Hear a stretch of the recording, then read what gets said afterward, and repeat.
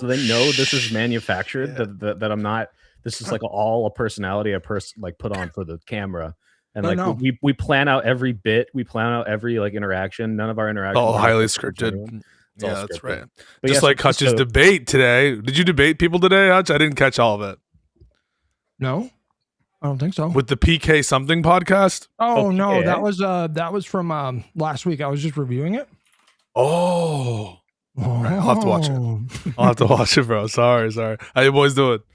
We're good, but Pisco, I heard you got destroyed. What are you talking about? I won. The vote is rigged. Do you understand the vote is rigged? And I told you guys it would be rigged. I love it, by the way. Yeah, it's like the debate con people. This was originally set up by like the Andrew Wilson crew, right? But like some drama happened. What do you know about this? I'm not going to speak out of turn. All I'll say is they treated me very nicely.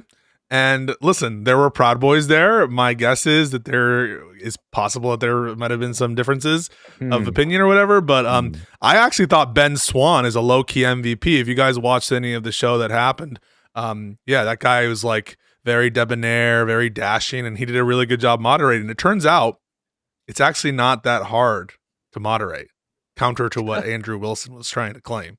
But it was a lot of fun. Were you at the same event where Anna Kasparian debated Pearl? Yes, that was one of the most one-sided debates I've ever seen in my life. She froze. Yes. Pearl literally froze. It was tough to be in the audience. Wow, I gotta watch that. She froze. It was. Do you have the clip? Can we play it on stream? Yeah. No, there are multiple pause moments. Wait, there are multiple times where she just completely freezes up. This is Pearl. This is like the red pill girl who like. I don't even know. Like, what do you even call her ideology? She's never said anything that I find even remotely intelligent enough to say like you have an ideology. But like, we'll do a full recap. I'm gonna do a Kick exclusive stream after this show because I'm so close to the requirements for Kick verification. I just need 7 more subs. So guys, I need 7 people to sub to me on Kick, and then it'll go to YouTube too. But no, there were multiple moments in that debate which we'll take a look at. I just like where it. Take a look at this. Oh, we're opening it. Oh, cool. It's the Micah posted it too. Micah's just a viral boy, huh? He's a boy and he's viral. All right. Just like me right now. Let's see this epic debate. This is what politics is all about. Just making things up.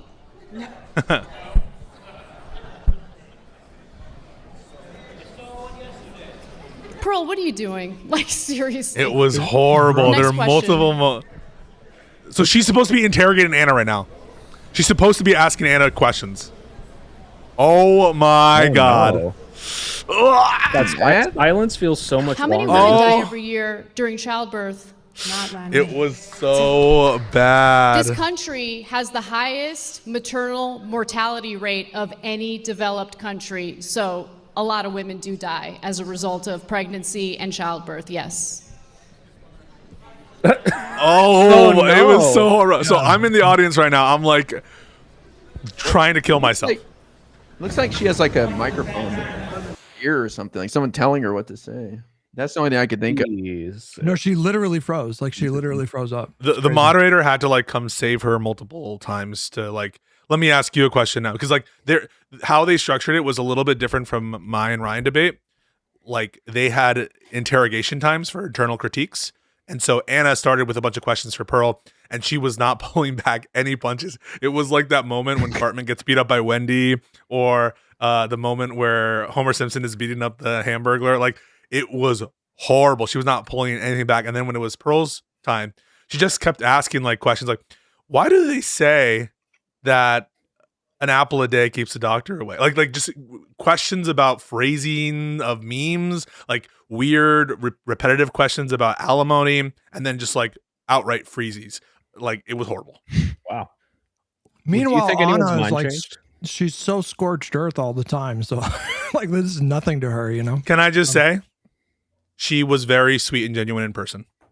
But what do you attribute it to, Pisco? Was she like on drugs, or was she just like caught in the headlights? Like, I think some people are debaters, and like no. So I don't think, I'm not gonna get into inside baseball stuff, but I don't think that it was because she didn't try to prepare for this type of thing.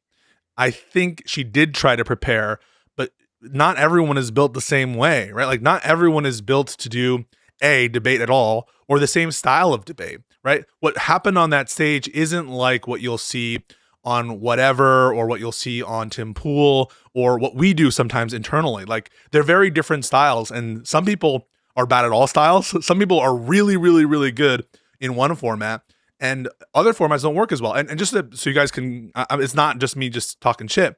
I think that the style that Ryan and I had in our debate tends to, I think I wiped the floor with him. If you actually follow the argument, it's so fucking easy. I totally. That's not what the poster says, Pisco. There's a big X the vote, over your face. The vote was rigged because they're all MAGA supporters. All right, the vote was fucking rigged. But that format tends to help people who filibuster and who just have the gift of the gab, because it's not as well for the Socratic thing I do on these kind of online styles. So yeah, the formats shift according to different people's skills. And I don't think Pearl is necessarily made for that format. And I just don't think it suits her. But wait, did the MAGA people, did they choose her? No. Oh, no. Okay. So this is what you're saying. Okay. This is what you're saying. If so they chose Anna, I don't know. I mean, it seems like they're an unbiased So crowd, you're saying, excuse me. So you're saying because there was a historically awful performance in one of the biggest beatdowns in debate history. Put yourself down with Pisco. Oh my God. You know what? I was going to recommend you for World War II, but now I'm not so sure. It's a rough week for Pisco. He lost a debate to me, and then he lost one to Ryan. That's crazy. Wow. Time to take a break. You know what? You guys absolutely can take your fake W's with your rigged audiences. That's all good. You know what? All the real ones know who won those debates. Oh, did you declare victory? Because that's what those guys always do. I did, yeah. So they did an interview. I don't know if they actually showed it, but Ryan is it's so pathetic. I'm not saying Ryan Mullally, like, we had a great time. His behavior is so pathetic. He's replying to like Ted Cruz with like 0 interactions on his post, being like, look at how I stomped Pisco. Pisco annihilated. Like, Ted Cruz doesn't know who Pisco is, my guy. But in the debate where he got raffle stomped. He knows who I am. He retweeted me one time. Cruz retweeted you? Yeah, he did. No fucking shot. Well, anyway, so go for it. Why? He wasn't like he shouted freedom or something like that at TPUSA event or something, and then I slowed it down and said it sounded like Braveheart, and then he quote retweeted me. So I'm pretty famous. If you guys he also look cool. That's the only reason. He also retweeted like porn that time. He did on 9/11. On 9/11, he liked a porn tweet. Wait, that was kind of old though, because the porn star looked like his wife. Was that his explanation for it? No, his explanation, it was an intern, but I think it was Ted Cruz. It was obviously Ted Cruz. Yeah. I will say, shout out Eddie Bravo. We'll talk more about this during my Kick exclusive stream. But he came up to me because one of the producers was talking to me about Flat Earth, and it was a very interesting conversation. I just got to say, a lot of funny people there, a lot of great stories, and yeah, it was a great time. I think that you guys would do well in these kinds of situations, and there even is like ideas that they have. Listen, I'm sure this is all dark money. It's all conservatives funded by like horrible foreign interests or whatever. But I don't think that it's bad for us to spread our ideas. There was talk even of like having debate teams or different people representing worldviews, and many references were made to you guys. So I was happily encouraging them, if they wanted, to reach out to you guys, and if you guys had any interest in banging with the best, that they could do that. I have no interest in doing a live debate like that. Oh shit. Ever. Why, Hutch? No. I've been begging Hutch to do Jubilee. Why wouldn't you do black held on it? I don't know about you, Hutch, but like the more I see these, just like anyone who calls it blood sports debating, or like this ridiculous like shouting matches where it's like everyone already knew what they were going to say beforehand, and it's just who can be most optically like, oh, I got you real good.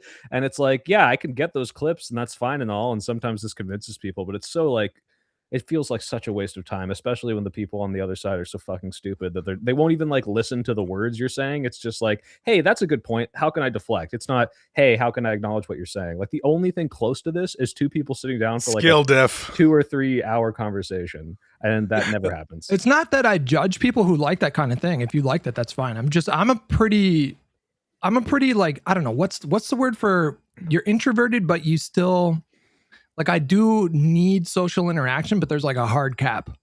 like a hard cap, like 2 to 4 hours of like socializing with people, and then I have you want to be like left alone. Yeah, definitely in my older years for sure. Yeah, I just think it's a good skill. Like it forces you to think about your arguments a little more differently. It might make you go buy a new like dress shirt or something, you know, a new pair of shoes. It just kind of forces a bunch of other things, you know. You look like you have a lot of fun when you do it. You look super comfortable up there. It's fun watching you when you do the Jubilee stuff. So yeah. Yeah, you look really good at it. I was nervous as shit. I could barely speak my first appearance. So it's definitely one of those things you just got to jump in the deep end. It doesn't show, bro. Yeah. And the thing is, you did the Ben Shapiro one, right? I think I saw the clip. Yes. And like the way that you were able to like, I think Ben Shapiro is like bad faith sometimes, but he will like acknowledge truth. And like, that's why I think your clip works so well, because you got him to acknowledge like, hey, but this is reality, right? And like, I think a lot of these people, especially the ones that go to this like word war debate, is that what it's called? Like, are just like, why am I? Yeah, like, they're all MAGA people.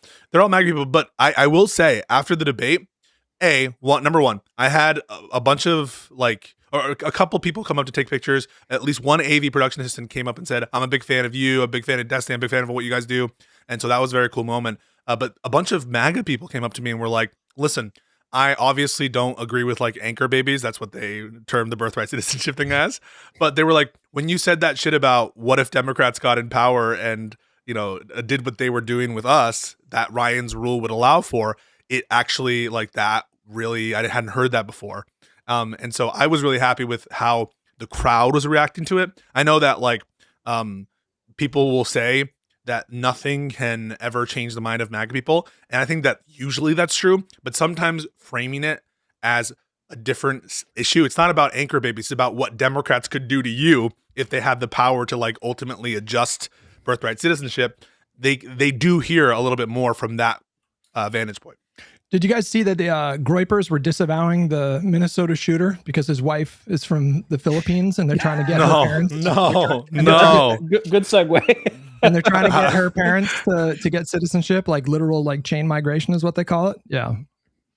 Anyway, he also killed a white person, right? Which they would hate. He did. Well, a white LGBT person, right? Is that confirmed? Now that we've like looped into the identity politics, it's like what on the oppression Olympics like do Groypers rate like a gay white woman, like whether or not they want to preserve that part of the white race? No, right? she's fair game, I think. Yeah.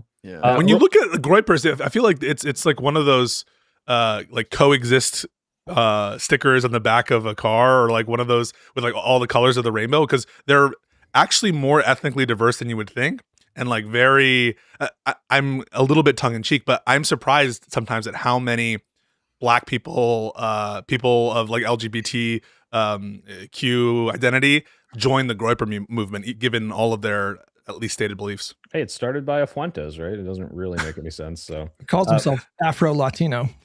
I got a super for you, Hutch, from Ben Riley, who says, try to explain to Hutch to avoid narrating the ICE shooting with so many adverbs, adjectives, or mind reading. Then tell him the HTML first, JavaScript, CSS later. Also, Pisco is our senior legal correspondent. Oh, shit. I get the title. Three things in here. What, are you building a website?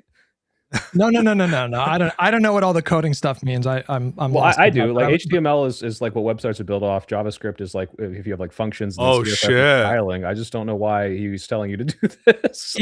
I think he's using like coding language to make his point. But I was covering the shooting, and I was using a lot of words like clearly, objectively, obviously, stuff like that. And he was saying to not do that. But I was saying it in the context of so like there was a moment where we didn't have the footage from the officer, right? Like he had recorded stuff from his phone, and there were like 3 different angles of that shooting. And we didn't really have like a clear view into the of the driver and what she was doing. And then they finally released that footage.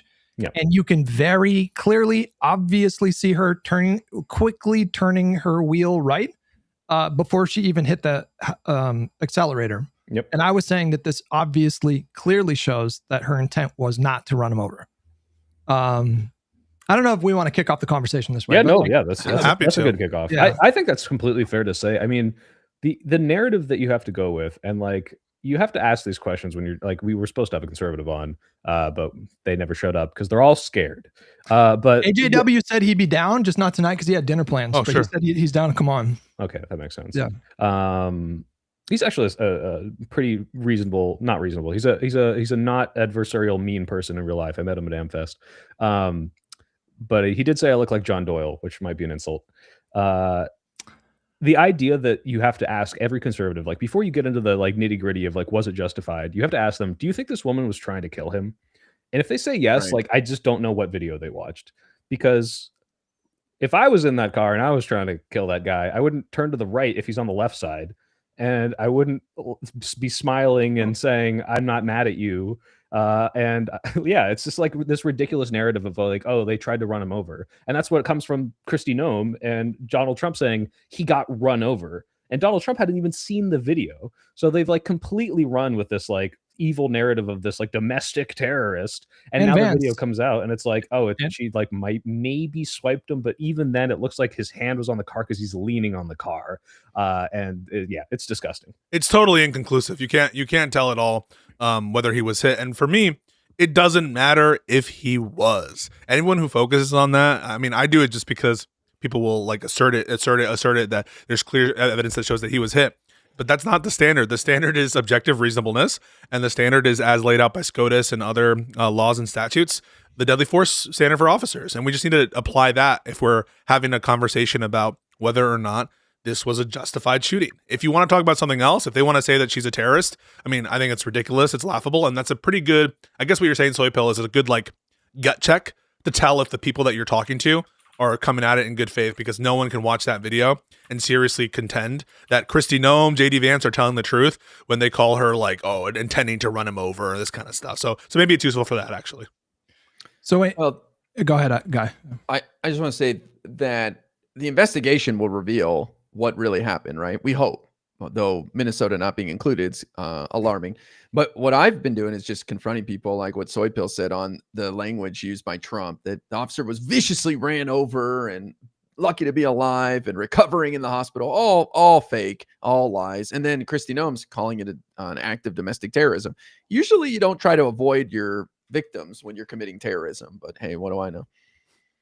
No, I mean, that it's so clear that she's trying to avoid it. The initiation of the turn in the first place, her demeanor, and just putting that aside, if we took this rule that anytime a vehicle is sort of in the direction of a person, it constitutes de facto or by itself justification for the use of deadly force. Do you want to know how many incidents would qualify for that? It's insane. So this is not the standard. You just have to apply the constitutional and legal standard if that's what you're looking for. If you're trying to talk about something else, talk about it. But like, so many people will just invent a new standard, which is, was he hit or not? And if he was hit, you must acquit. Like, that is what they're trying to turn this conversation into, about whether he was hit or not. That's not the inquiry. They need to give a test.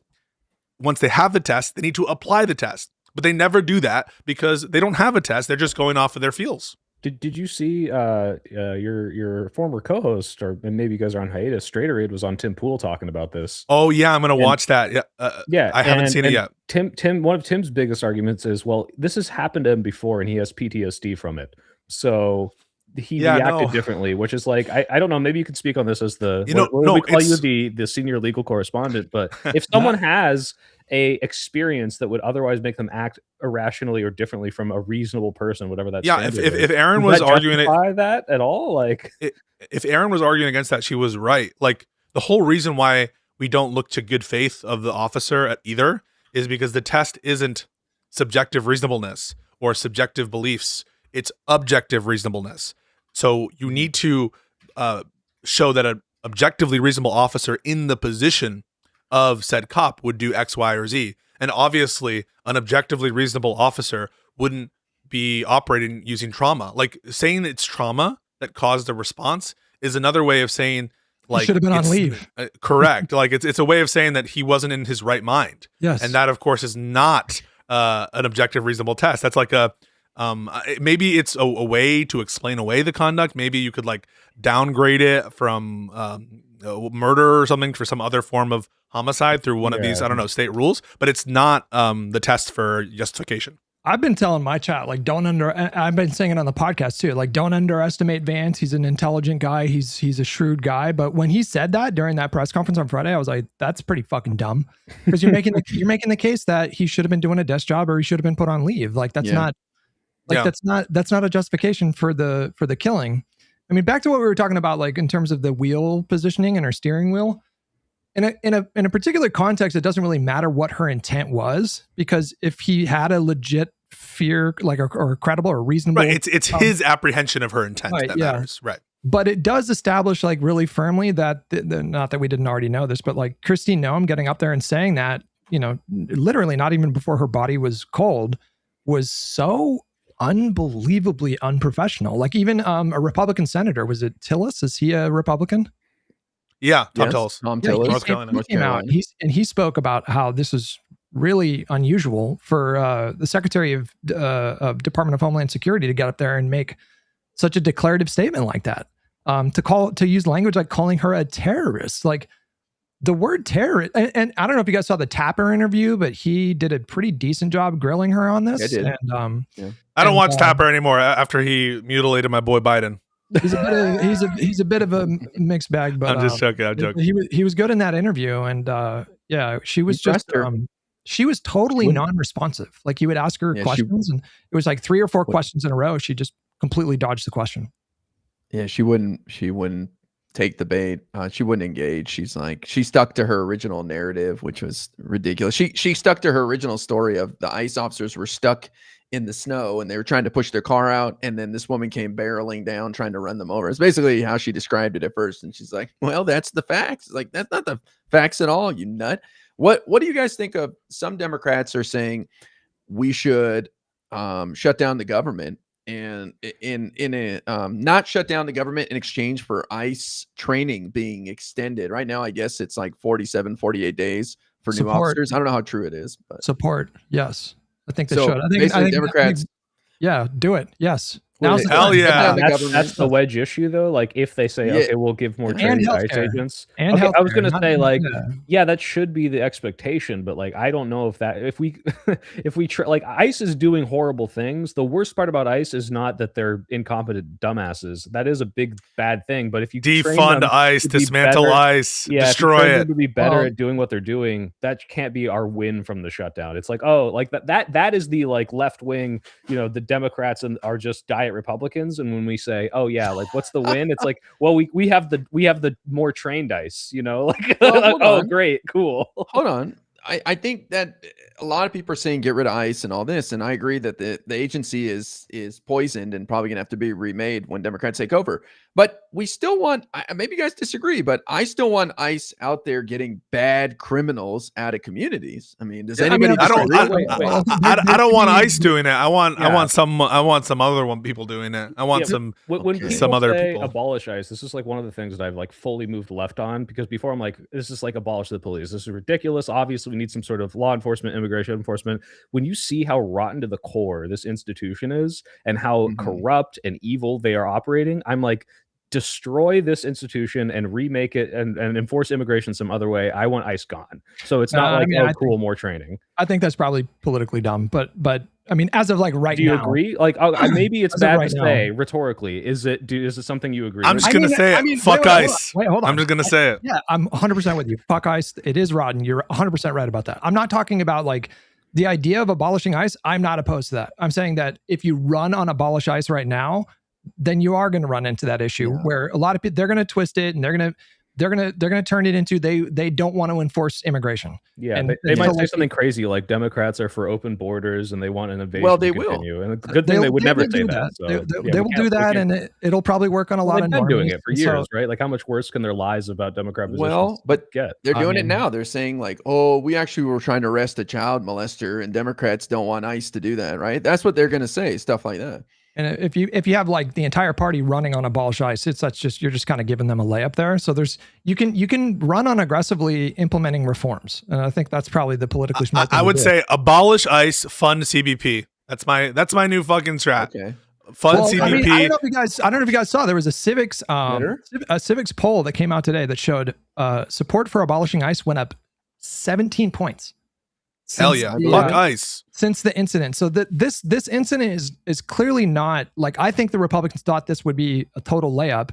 They saw that they got really stuck on that one really grainy one where you don't really see the angle at all.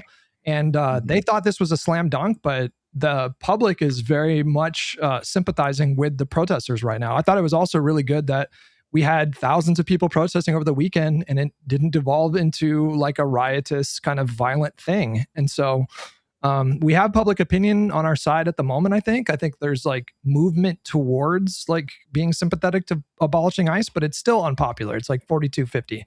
So, conventional wisdom would tell you don't run on unpopular things. Don't free the slaves. This is probably ran into with defund the police. Is like, we just assume people would understand what that meant. Like, oh, well, that means then we're going to move some of the duties onto some other services, but we still want some cops. People don't have the imagination to figure it out. So I worry about criticizing ICE too hard. I agree. Like, yeah, if you say abolish ICE, that's going to be way more detrimental to your campaign than if you say heavily reform ICE, and when you get elected, you actually end up, destroying and reforming it into something new. You can't run on just get rid of it. That's a soundbite that could be used against you. We can and should criticize the fuck out of ICE right now. Like, my campaign strategy would be fuck ICE. That's my logo. Every day that passes, there's like a dozen new videos of ICE agents acting wildly unprofessional. Like, it is so apparent that they cut back the days that they train these people. There's no professionalism. I watched a video today of a guy encircled by 5 ICE agents. He's screaming at the agents. They're getting into an altercation. He has a serious problem with one of the guys. One of the other ICE officers, he looks at him and says, "I'll talk calm to you. I'll speak calmly to you because you're speaking calmly to me." And the other ICE agent, like, that's a moment right there of de-escalation. That is like ideal situation. You have an interlocutor on the ICE side that is the man is willing to speak like calmly to.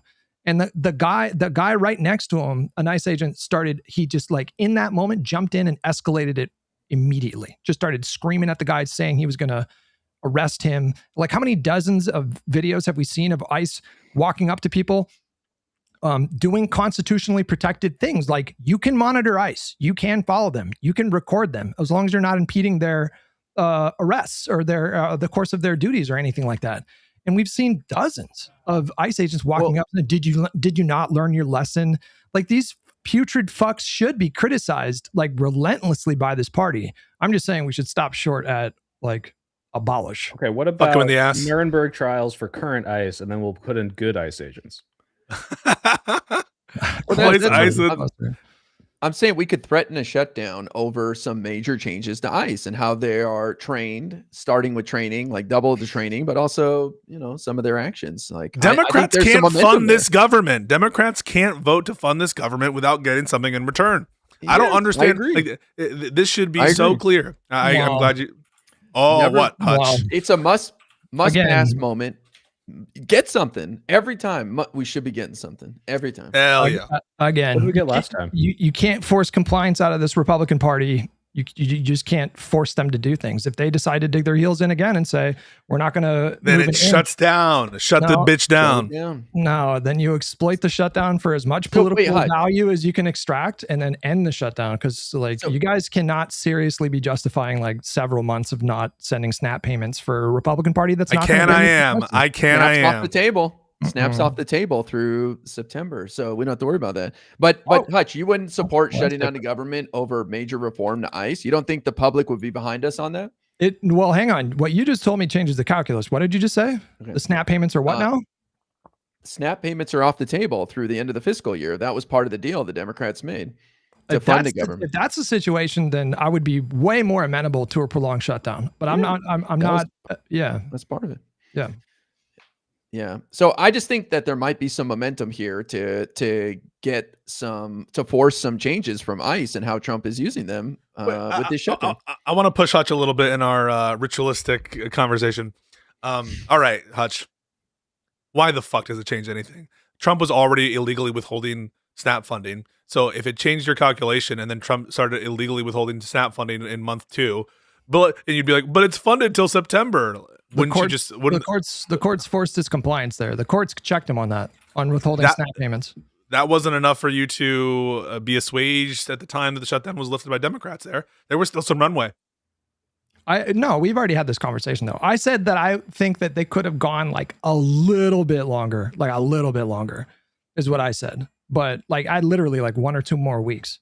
But there does get to a point of diminishing returns. Like if you do have a prolonged shutdown that lasts for like 2 months, 3 months, 4 months, then you do risk the political benefit of the shutdown fight that we had in the first place.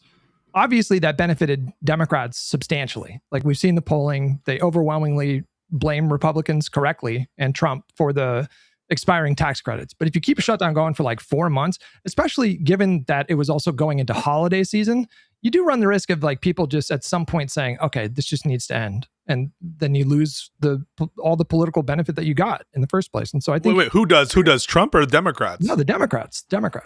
Yeah, but what is feeding that intuition? I mean, we saw the Republicans being blamed. I don't understand what feeds the intuition that Democrats be blamed as opposed to Republicans. That's what I never understood. Can you not understand what I'm saying? Like if it's a 4-month shutdown, a 5-month shutdown, then you're talking about why does that change who will be blamed for it? That's what I don't want to know.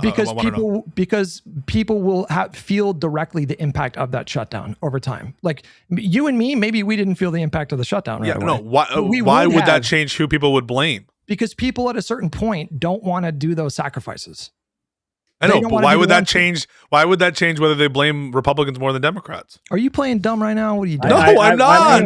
On this, why would they shift? Why would they switch their target of who they blame? No. You're not understanding what I'm saying. At a certain point, if people experience the chaos, especially going into holiday season with air travel, people are, all over the country, stuck in airports for like. Yes, they'll blame Trump more. Literally. Yes, they'll blame Trump more. No. You'll be more mad at Trump. You don't understand the risk of that person in that moment saying, I don't care who ends this shutdown, but someone needs to end it. And at that point, you have lost some of that political value because people don't in care virtue at of that what? point. In virtue of no wait, but like they were blaming Republicans. So what? Why would they change? We're circling the drain here. I can repeat myself, but you keep repeating yourself. The more prolonged it gets, the more you risk losing that political benefit. Why? I don't understand why. I just explained it to you. No, but you didn't say why. You just said they might. I did. They might decide whoever ends it. Hold on. Let me try it again. Did any of us directly feel the impact of the shutdown? Like irrelevant, not answering. I did any of us feel the irrelevant, impact not answering? Irrelevant, not answer. Shut the fuck up. Mute his mic. I swear to God. Did any of us feel it? Probably not, right? Like mostly not. But if it goes on for 4 months, all of us are going to feel it in some form or another. And at that point, people get impatient and they don't care who's to blame. They just want it to end. And the longer it goes on, the longer they're thinking either party could stop this right now. Like the Democrats could stop it right now. And you do risk losing that political benefit. Well, can I give a story too? I'll give a Just So story. Yeah, the longer this goes on, the more angry they'll be at the people that they're blaming for it, namely Republicans. Therefore, the longer it goes on and the more pain they feel, the more they'll blame Republicans. Maybe. Why does that story not make sense? Maybe that happens. I'm saying it's a risk. I would say a considerable risk. The Republicans would have been blamed more. May have the gap may have shrunk over time, but in the end, they still would have been blamed more, I think. But I agree with you, Hutch. I wish they had held out longer. But look, we just had a vote on a clean 3-year extension of the ACA enhanced subsidies. Republicans voted for it, right? Passed in the House. 17. Passed in the House. It's dead in the Senate, though. But the thing is, if it passes, I don't know. Go for it. Well, because people like Van Orden voted for it. These are total Trump dick riders, and they voted for it. So there may be some momentum there that ends up getting a vote in the Senate eventually, and it passes, and Trump signs it. So in the end, we may get what we ultimately wanted. But we still won because we moved the issue to the forefront, and now we're seen as the party fighting that I agree on. Net Democrats are better off for raising the issue in the first place. No doubt about that. And I think that was a good issue. Ultimately, I think that's totally fine. And so I'm not here saying Democrats are useless at everything. I'm not that kind of guy. I love Democrats. I love the Dems. All right. But I'm just saying we just want a little bit more fight. We want some viciousness. That's what I want. Can I ask you guys a hypothetical? Yes. If we had a crystal ball, excuse me, if we had a crystal ball, and I could tell you with 100% certainty that the Republican Party will never concede anything because they're too beholden to Trump's interest right now. Yes, I would. Explain that to me. Please explain that to me. Because I won't concede doesn't mean the voters. What I was going to ask is, would you be okay with stretching the shutdown for a year? Yes. Yes. If you knew that I'm you pretty weren't going to get any Yes. concessions. Yes. You don't get a concession, doesn't mean Yes, I'll tell you why. The Republicans worse and vote for you. Like that, isn't that what we want for them to be out? Yeah, that's your argument, Hutch. That you Hold would on. you would Say that you would again? partner with civil rights abolitionists to defeat fascists. Yeah, just What- because hold on. just What because we parallel don't are get you any drawing here? Hold just on. because we don't get any concessions in the Senate from the shutdown. Let's say they're stubborn as a mule. Your crystal ball is 100% correct. Does not mean that the voter base is going to say, "Look who's in charge. They are fucking us. They've been fucking us for a year. We are not reelecting them." That's the win. And you guys think that you would have like the support of the broader electorate for a year-long shutdown? You are Yes. fucking insane. Wait, why? You are in a bubble, an internet bubble. Hold on. I'm not saying that the majority of voters. I'm not They're gonna blame Trump. They're gonna blame Trump. Trump's in charge. They're gonna blame Trump. Wait, Hutch. Just You have You don't lost think your even mind. they would blame the Republicans even 1% more? You don't think that even 1% more blame would? I think beyond a benefit us? certain point, the broad electorate are gonna get to a point where it's like, I don't care who ends this, but it has to end. Based You on what? cannot in shut virtue the of government- what? What is feeding that intuition? Because you cannot shut the fucking government down for a year, Pisco. It's No, not. yeah, but like, do you have any tenable. other than like it There would feels be like they wouldn't so like much this? Do you have like disruption and chaos. precedent? Yes, or, that like, they a would blame scroll on or like Trump, the people in power, Trump who won the That makes it election. worth it? I mean, we already have a huge advantage, but we already have a huge advantage on them We need electorally right the now. inches we need are all around us, Hutch. All right, this is. already We need to win demolished Alaska. We need to win Alaska. We need to win Iowa. We need to get Carrie Lake in there. Did you guys see that? Carrie Lake, like apparently moving to Iowa to. Yeah. That would be a fucking gift from God above. No, listen, Hutch. This is my calculation. I'll tell you what. When I determine what action we should take, I look at the different situations, the different worlds that could exist, and whatever I think the least harmful outcome is the decision by and large I'm going to take. And I think you and I agree with that. Okay, we love taking the least bad option. Agreed? Generally, yes. Okay, Yes. generally, yes. So, yes. we agree on that. So I think having a persistent shutdown based on a principle of Democrats don't give votes to fund a government without something in return, a principle that we used to uphold, that doing that when when the Republicans are unwilling with our crystal ball to budge on anything, and we knew it for a certainty, is still preferable to giving in. Because I don't believe that there's going to be mass death in America because of that situation. Wait, what? That's the only mass metric death? here? Not the only metric. I don't think that the consequences to the health and well-being of the American people are such that it overcomes how much gain there is for Democrats in terms of political advantage in the fight for our country, Hutch, which is the fight against fascism, which you agree with. So if it's the case that the government is not funded for a year, and if it's the case that Republicans are going to be blamed more for it, which I think it will, then I think it's worth it. Okay, let me ask you a question, okay? This is really important.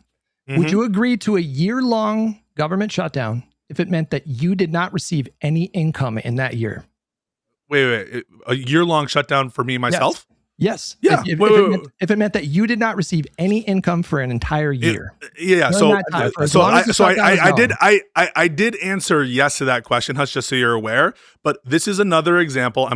I love Hutch. I want to say I love Hutch. I love beautiful Hutch. Hutch is beautiful. Don't do that. This is no. I will say that was one of the slimiest debate tactics I've ever seen. Basically, what you're saying is it's not slimy. So it is slimy. It is slimy. No, it's not. Wait, Hutch. Hutch. I just want to explain why it is slimy. Will you give me the space to explain why it's slimy? Will you give me the space to explain it? I just don't want to be. I just don't want to be interrupted when I say it. You're I won't say it. Other people. Wait, Hutch.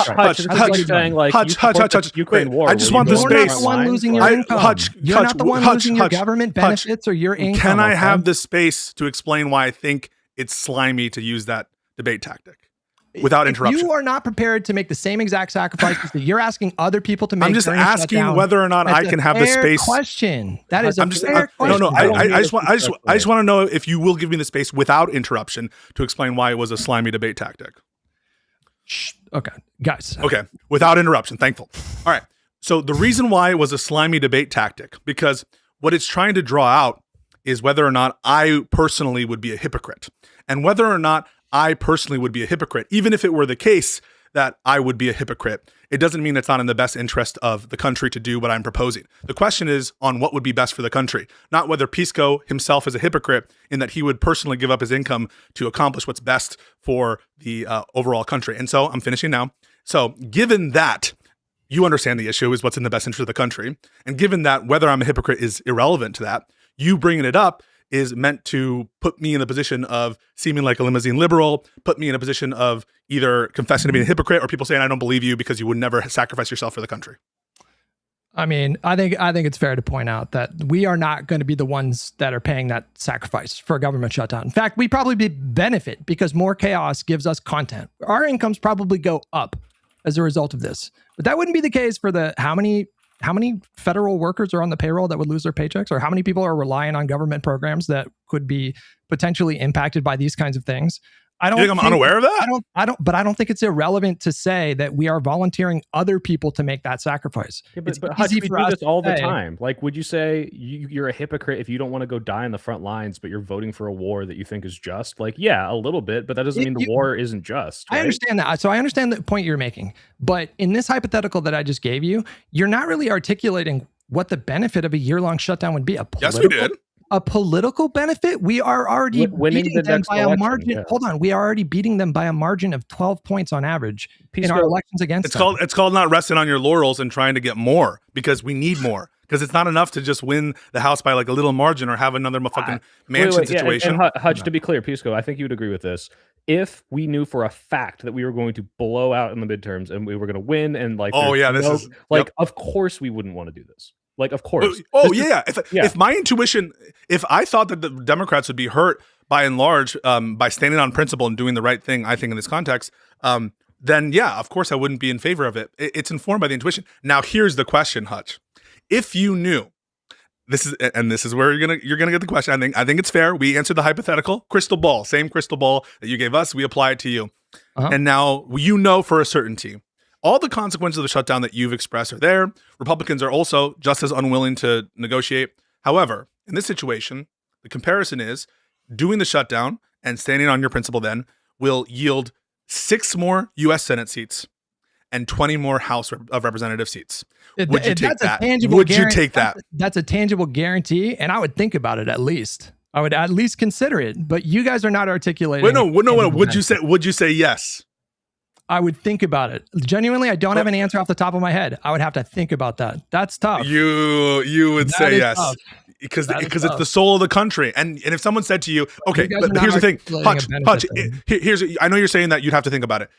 Hutch, if you think about it and if you come to a determination that yes, you would, if someone came up to you and said, "Oh, you're not throwing yourself on the line, Hutch," you'd be like, "Yeah, I mean, I guess that's true, but it's tangential to what I think is in the benefit of the country." Here's my caveat.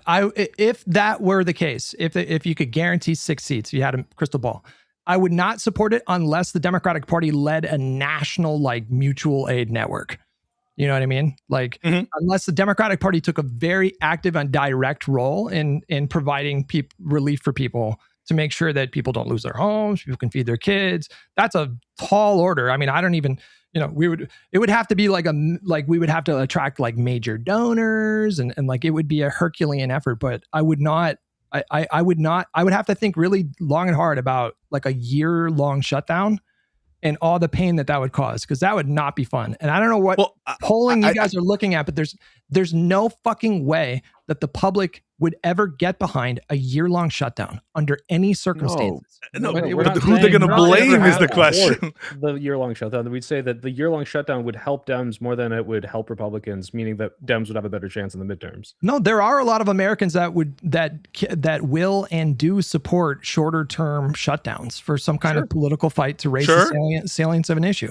You are not going to find, like, they are going to get so fed up with that shutdown so fast They're going to get so mad at Trump, just like the Iranians right now are mad at the fucking, among other reasons, but one of the reasons, among other reasons, you interrupted oh yeah, sure, me.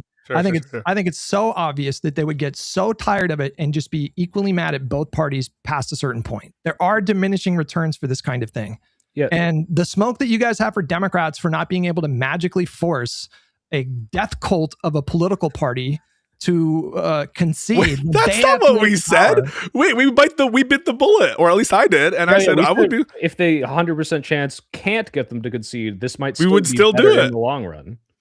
Short term, yes, I would support a short term shutdown. Yes, for political gain, but you're sacrificing that beyond a certain point. I got to read this super because it's to your point, Hutch, and they gave me $100. So thank you very much, Spook. They said the main thing is that Democrats suck at messaging, and given the administration has a stranglehold on it, combining it with the fatigue, i.e. what you were just saying, like a very long drawn-out shutdown where it's like really hurting people, would have been a tipping point. They think that they should have held out for the shutdown, but I do get what you're saying, Hutch. It's perceivable to me that this could be worse in the long run. This is not a hill I will die on. I'm saying that ultimately what Pisco and I think IRI agree, is this would hurt the Republicans more. And if this was like the difference between a slight win in the midterms, which were projected maybe a bigger win, versus like, oh, we're guaranteed to win, I think it's okay to sacrifice that during the shutdown. Here's the big question, right? And I think ultimately we can go back to 2024 for this. My intuition is that 2024 was lost / an uphill climb because of the actual sort of feelings and conditions regarding the state of the country and prices and inflation. There are some people who say Biden and Kamala lost because of messaging. I am much more inclined to think that 2024 and a lot of these economic conditions, that people's blame for them are correlative, and they blame whoever's in charge.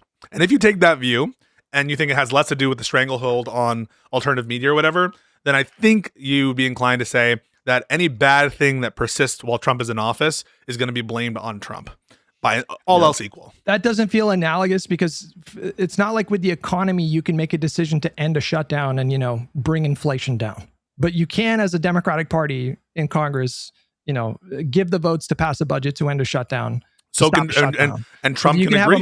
You can have a much more direct impact. And I just think it's so crazy that like even when I gave you the hypothetical of like, they're not going to give you any concessions. That to me is just purely performative. You're just chasing like catharsis, and you're not really. So we're gonna pause. Wait, I just want to pause real quick. So all right, it's not bad faith because it is my real opinion. You can say you disagree with it. Doesn't mean that it's bad faith. I didn't say you're bad faith. It's not performative. I actually do agree with this. And it's saying something like performative, he would have won his debate. And like you're saying that, and you want like an avatar to like channel that anger and do something with that anger. But this is infantilizing.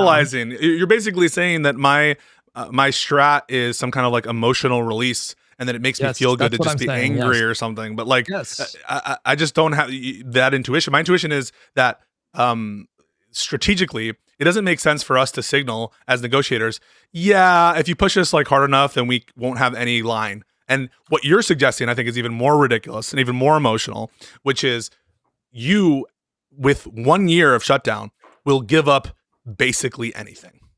I mean, why would this not apply to any program you care about? If that were on the table, if the only budget they passed, it was clean CR plus, eliminating something that you really cared about.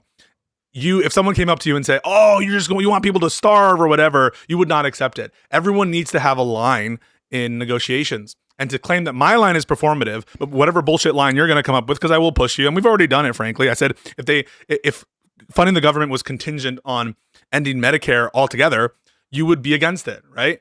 And that's a line that you would that's a line that you would draw. But that line's not performative because it's Hutch's line. But my line is performative because it's Pisco's line. It doesn't make any sense. But this shutdown doesn't get us anything. Like, I'm trying to get people to understand that your anger and your frustration should be directed at the Republican Party, who are currently a death cult subservient to a senile pedophile who is instructing them for the barrel of a political gun to not give any concessions whatsoever, and they're obliging him. They are the problem. If you can't force them to make concessions, your anger should be reserved to them. Right. And the proposition of a year-long A to B. The logic is not oh, we're doing this just to be like, well, if they're not going to back down, we won't. The logic is we would project that Republicans would perform significantly worse when the midterms roll around if we still continue. Crazy. And if you don't agree with that, that can be where you contend. But we're not doing it just No. to be performative. It's the idea is we would win more votes because more people would blame them for the shutdown. But why do you say they would not give in on anything? Where is that coming from? Crystal ball. This is the crystal ball hypothetical where they won't. We had the longest shutdown in our government's history, and they did not indicate even a tiny inch that they were willing to concede anything. Okay. We already know that that's what they did. Okay. Maybe the politics are different this time around. Like maybe because we had, just like you said, we had like 17 Republicans in the House that voted for these tax credits. And if that's the case, then it does change the calculation. Like if I actually thought that there was wiggle room, if you could give me some quotes from Republican senators that are like indicating that their political calculation has shifted, and maybe that changes the whole discussion. What about the votes in the House? What about them?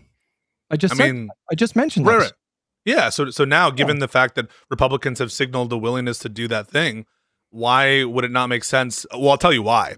Is because Democrats have already signaled their weakness. That one of the problems with negotiating, where you define when it is that your bottom line is, and where it'll be too much pain is, now knowing that line, Republicans are just going to eat your heart out in every negotiation. So we fucked ourselves because we have useless negotiators slash defectors. Has a government shutdown ever led to concessions? Yes. I don't know if that's true. Has it ever? When has there ever been concessions? There. I mean, yes. In the Ted Cruz shutdown, they put in some reporting requirements for the new exchanges that they were doing under the Affordable Care Act. thing? I mean, yeah, they put in some reporting requirements there. You know, you can contest how significant they were, but we're not talking about major policy concessions as the only reason we would do the shutdown. Soypel has now just said this 3 times. I'm just hoping that you hear him, that we've laid out why we think that it would make sense that Republicans would be politically blamed more for the situation than Democrats. And so you can't just say it's performative unless you are like, it's so ridiculous to think Republicans would be blamed more. So you have to actually take the argument as it is. It's performative when you say that you would support a shutdown even if you knew it wouldn't amount to any concessions for a year. What is the point of that shutdown?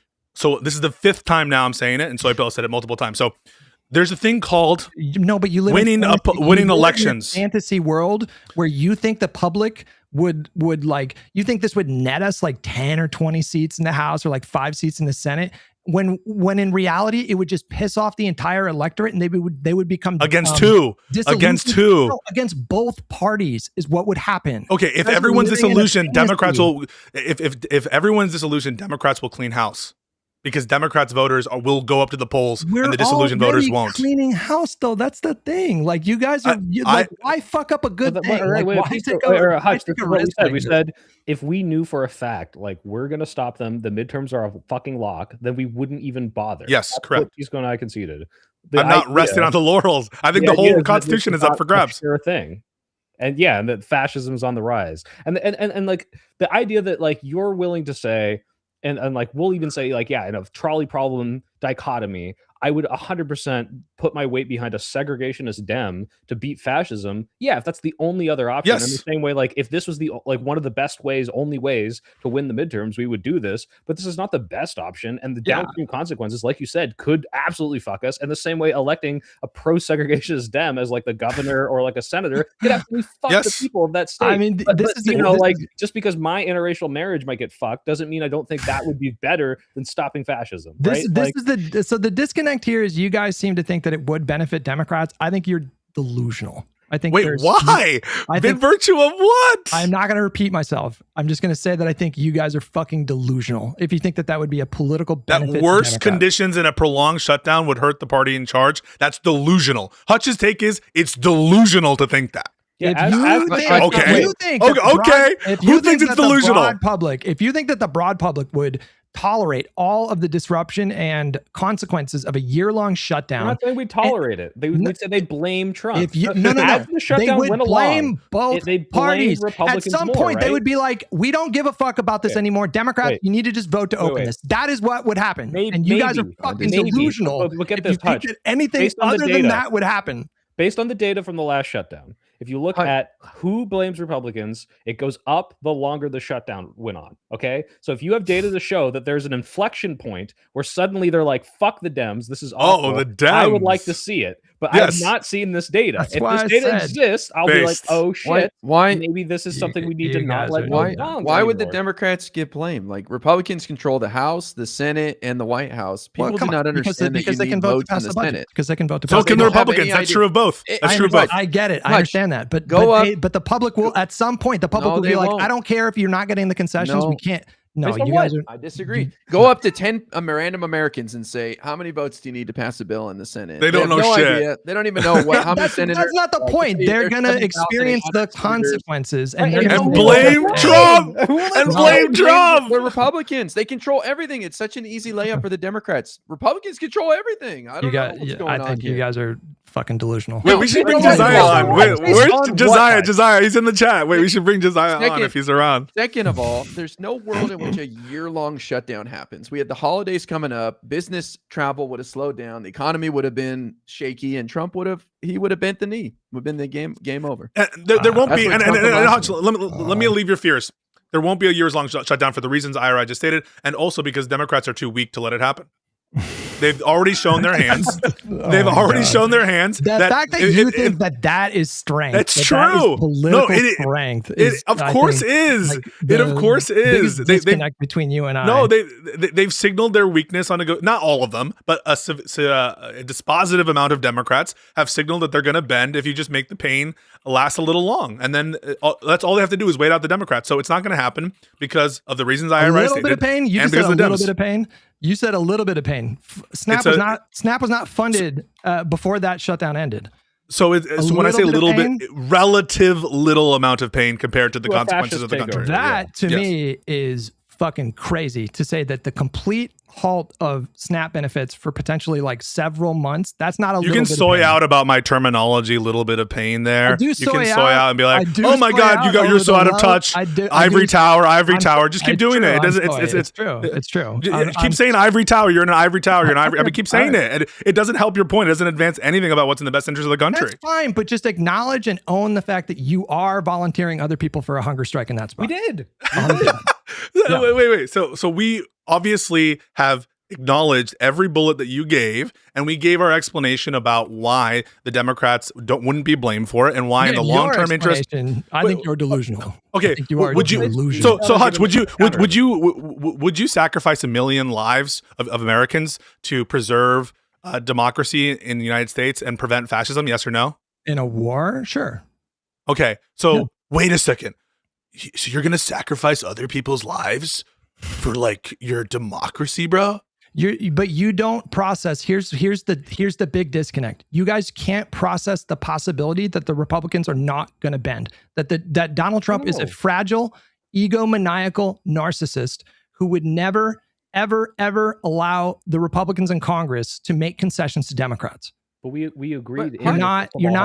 You're putting it on Democrats. You're like, oh, they were weak for not getting concessions, and you're putting your smoke in the wrong place. The smoke should be for Republicans who have no backbone, who are a death cult right now. That is the problem. I think that they would back down.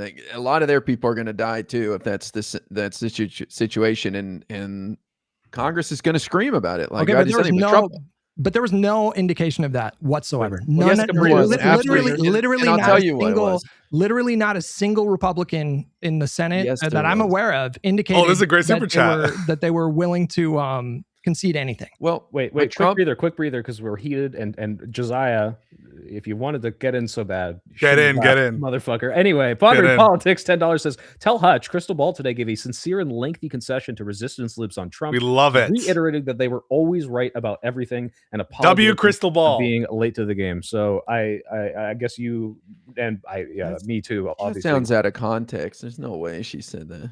Wait, really? It's so ridiculous. I'm always right about everything. Why would she say that? Listen. Here's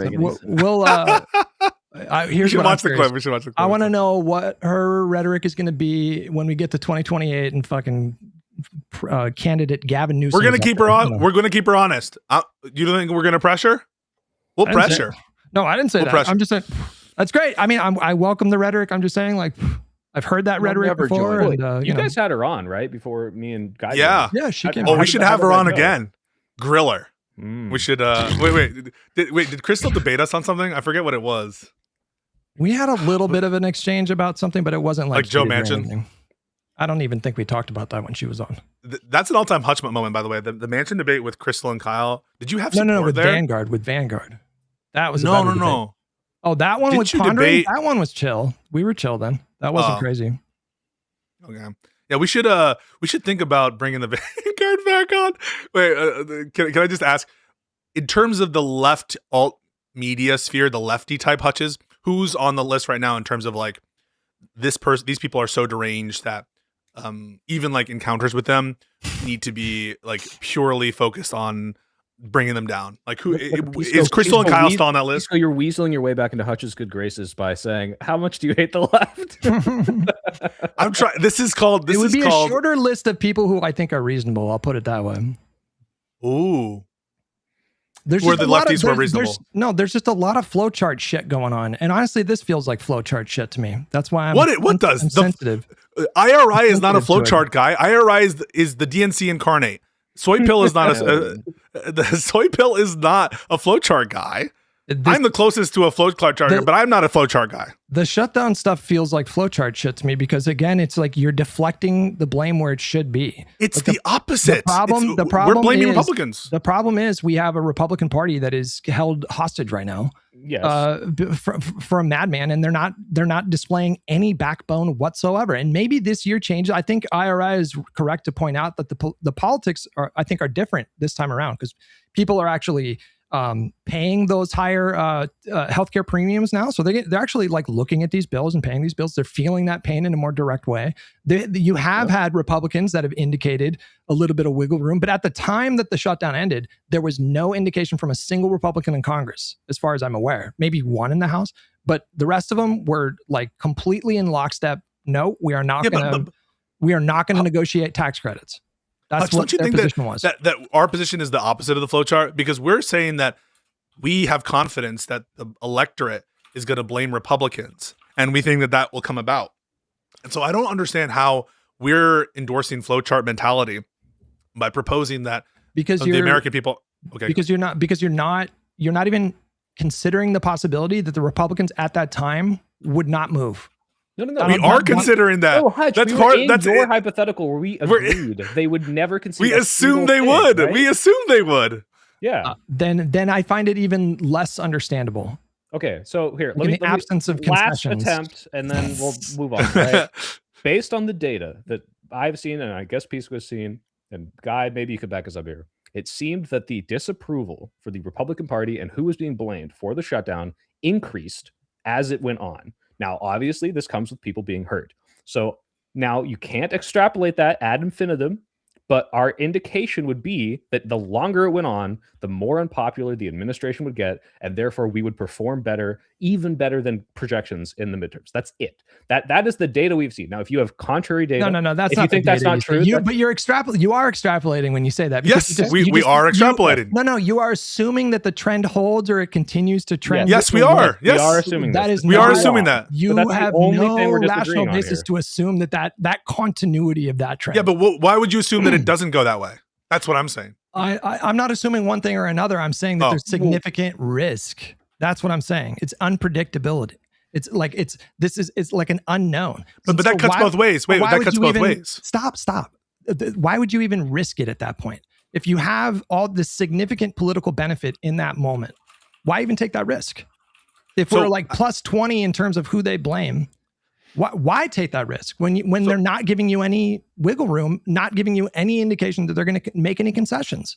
I think the risk cuts both ways. I don't think that you're pricing in opportunity cost and the real cost of unrealized gains that are available to you. And so you can say risk, but there's risks both sides. There's risk in terms of what you could lose, but also risks in terms of what you can gain. I think it relates to like loss aversion that a lot of people have. But for you, Hutch, like you are very sensitive to loss of any kind. And I think that sometimes it's good. I think sometimes loss aversion makes sense. But I just think that you have an irrationally high loss aversion. Here's why I think it's not irrational. When we look at the electorate right now, what do we see? We see broadly, we see people that are extremely dissatisfied with both parties. We see a lot of people that feel completely put off by politics and do want more bipartisan efforts, despite whatever, the Democratic voter base says. That's what, like broadly, like normies, this is probably 60-70% of the country that are just generally just like, I'm so sick of the bickering, da, da, da. And you can't imagine that same electorate after a several months prolonged shutdown turning on both parties and just feeling like, oh, this is fucking ridiculous. Well, if they turn on, if they turn, what? Based on what? We can imagine it, but based on what? I have no indication this will happen. I can imagine. I just laid it out for you, though. I mean, I told you they're extremely dissatisfied with both parties, and they're sick of the bickering, and they do want the parties. Why do we think it's likely? Why do we think that they want the party? They want politics to stop being so dysfunctional. Is what they're saying. That's what they're telling people over and over and over. Our indication is based on an extrapolation which might be fallacious, that they would continue to blame the party that would then lose in the midterms. You're giving a plausible hypothetical. Pisco and I have agreed to this. But based on what do you think this is more plausible than the trend reversing or the trend continuing? What's the epistemic case for one versus the other? I don't have a data fueled answer for you guys. I'm just looking at what voters are saying and what they're articulating is what they think the problem is like right now with politics. And right now there's a lot of people that are like sick of the dysfunction.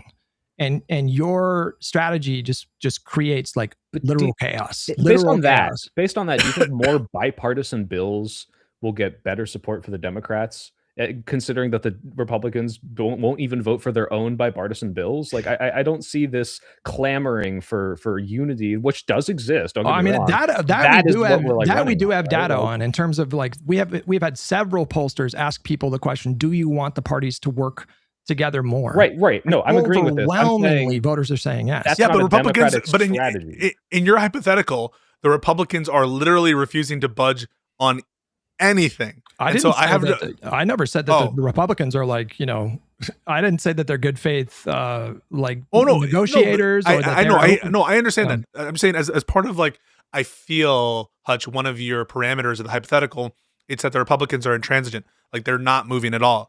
And so, yes, I probably agree that if you ask voters, do you want to see more, functional bipartisan stuff in Congress? They'll say yes because it just sounds good or whatever.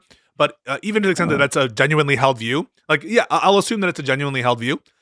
Why would that inure to the Democrats' detriment, given the Republicans in this stance are refusing categorically to negotiate, and the Democrats are the ones saying, we want to negotiate and we want to have a fair deal? I just don't have an intuition that from the public's perspective, they're going to view the Democrats as the ones preventing bipartisanship and who are not in concert with their like sort of ideological goal. Because a lot of people in the public were insulated from the more direct consequences of that shutdown that we had the last time. That was like a 5-week shutdown or a 5.5-week shutdown.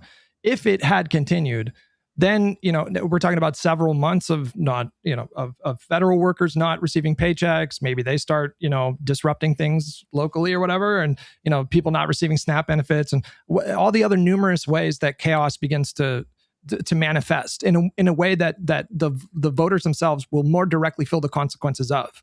We were rapidly approaching that moment, especially with the holidays coming up. That's a huge time for travel and commerce and the potential for disruption and chaos and these kinds of. And that would have affected me, Hutch. I'm just saying that would have affected me, and so I was willing to put all of us. It would have affected all of us. So I was willing to put it all on the line for my holiday plans and all that stuff. So. Just to be clear, I know not as much of the SNAP people, but listen, I think that we just fundamentally, this is where I think it is, and you tell me if you disagree so we can move on. I think that I have less loss aversion than you, and I think that Democrats one of the flaws in our thinking has been basically not taking strategically calculated risks, like in this situation where I think that there's enough of trends that where the prolonging of a shutdown tends to negatively affect the party who's perceived as responsible for it, that I think that that's a calculated risk that I'm comfortable with, especially given the ideological and principled reasons not to fund this government and to stand tall in a negotiation position. That is a calculated risk, and you're risk averse, and so you don't want to do it. And I understand that. That's a difference in terms of our preferences, and I think it's a genuine one. I think it's really genuine. I'm not trying to like shit talk you or talk down to you. I do think that that's what the disagreement is. So the idea that I'm risk averse is pretty hilarious if you knew like my personal history. I'm not. So like I do think about risks a lot, but like, for example, like replacing Biden with Kamala, I considered that to be a risk. And I was like fully on board by the time that happened. Like if it makes sense, if I feel like there's a gettable win, it's just, I think where we really disagree is that the Republicans at the time of that shutdown ending, when it did, they were a unified front and they were giving zero indication. If there had been just something there, you know, like Susan Collins says, well, I don't know, I'm really starting to think about the thing. You know, you start seeing like enough Republicans make a non-committal kind of statement or something indicating an openness, then that totally changes the calculation. I'd be on board with what you guys were saying. But I'm saying that there's this thing in politics called the Green Lantern theory of politics. And I can explain this to you if you want. Yes, please. I think you're kind of like divining this reality where that Democrats just could have been able to force a particular outcome. We're literally not, Hutch. Hutch, you can't say that because we are granting that even in the situation in which they can't. To be clear, he was saying that he was saying the factual case. I think that what IRI was saying is factually, he doesn't see the evidence that they would be unwilling to. Besides the fact that none of them said that they were willing to, besides that? No, given the recent votes, given the fact that they at least signal they're going to have a vote. Talking about back then. He's a guy, correct me if I'm wrong, but you're saying that they would have conceded beyond a certain point. Yeah. I think a couple more weeks, they would have started crumbling because the economy would have been impacted and Trump can't handle that because the holidays were coming up and travel and all that. I can't tell you with 100% certainty that you're wrong, but what I can tell you is that there was no indication of that happening. Well, there's only one way to find out. This second one, we got to go. We got to go as long as possible. We're breaking our record, guys. Josiah is so kind to have asked us to have a topic change. And even he said, because I saw you were watching this, Hutch. Did you guys see Nick Shirley get interviewed by Andrew Callahan, the Minnesotan expose guy? You know, before I was like, okay, this guy's a dumb Republican journalist. Now I genuinely do think he might be illiterate. He like didn't know like what the word benevolent meant, and like it was very embarrassing. He was trying to like walk this guy into like the logical conclusions of his points, and he is really, really dumb. But Hutch, you were watching it. What did you think? That kid is an actual idiot. Like actually, like when you hear him talk, he is legitimately not working with like a full box of crayons. But my takeaway from that interview, honestly, was that Andrew put on what I think was a fucking shameful performance. Why? It was so bad. Like this kid was throwing out all kinds of wild claims, and he got very minimal pushback from Andrew. And I understand Andrew's kind of doing a sort of like just asking questions kind of thing, and I think in some setting that's okay. Or understandable, but in this setting, he was just giving this kid free rein to make all kinds of claims that were just categorically false. I mean, it was like conservative brain rot, conspiracy theory shit. Like, you know, Biden lost 800,000 kids, or you remember that claim? That kind of stuff. Do you watch his like his stuff with not politics, but just like the crazy, like the flat Earth people, or like the insane, like that stuff's really good. I mean, I think like that whole just asking question things, I think like works in that context. Maybe I can't articulate why, but you're exactly right. Is that he employed the same tactics here, and the tactic is like, if I just talk to this person and let them be themselves, they will give me crazy, insane takes and insane content. And he, like, this was actually more pushback I've ever seen him do, which was, like you said, very tepid. But like, he's just not a very controversial, adversarial person. He will just like be like, all right, keep telling me more about this crazy stuff. And the way that he tries to get around that is he'll cut in clips that contradict what they're saying. Like he won't say it in the thing, but it'll be like, oh, you just said something insane, and then here's the news clip that shows that you're wrong or something like that, right? So I don't know if that's unfair to him or like, I don't know. Do you think that's like not a fair way of doing it? I think you're right that he's conflict aversive. Like I think he strikes me as like a nice guy. Like I feel like he's probably really nice in real life. And I feel like allegations. There are allegations. There are allegations. I mean, to a certain extent, but he means interpersonally. He means interpersonally, right, Hutch?